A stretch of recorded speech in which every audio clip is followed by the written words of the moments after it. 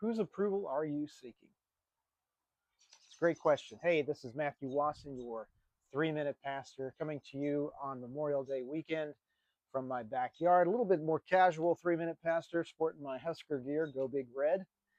Whose approval are you trying to win? Is the question today. And this is a little introspective. If you've noticed, I haven't been online in a few days. I probably haven't posted one of the videos in nearly a week, and that's been somewhat intentional. True confession is that while I've enjoyed doing these videos, and I've heard from a lot of you that it's helpful, I appreciate the comments and people giving me feedback, I started getting a little wrapped up in the results. And by that I mean I started to think about a little too much how many views, how many likes, trying to build the platform out on Facebook and on YouTube, trying to extend the reach. And it's good stuff. If this is helpful to you, I want to hear from you. I want to know that this is helping you. That's the whole intent. But I think I started to get worried about this thing spreading a little faster, and I got a little less worried about the message.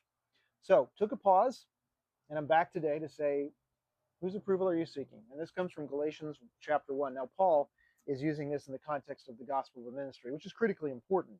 He's preaching the gospel, and he's not cutting any corners, and he's not pulling any punches. And he says this in Galatians 1:10, for am I now trying to please or impress men or to please God? Am I striving to please people? If I were trying to please people, I would not be a servant of Christ. And it's so true. If what we're doing is for the Lord, we'll be working for Him, not for the approval of men.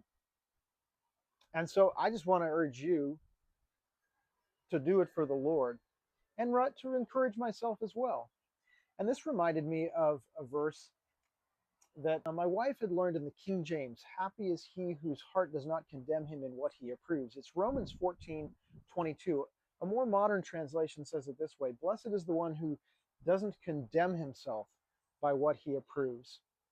And so as we think about approval, what is it that we're seeking approval for? Whose approval are we seeking? And what are we approving of in our lives? A little bit of a check for me to be seeking God's approval and to only be approving of those things that please Him. I'll see you next time.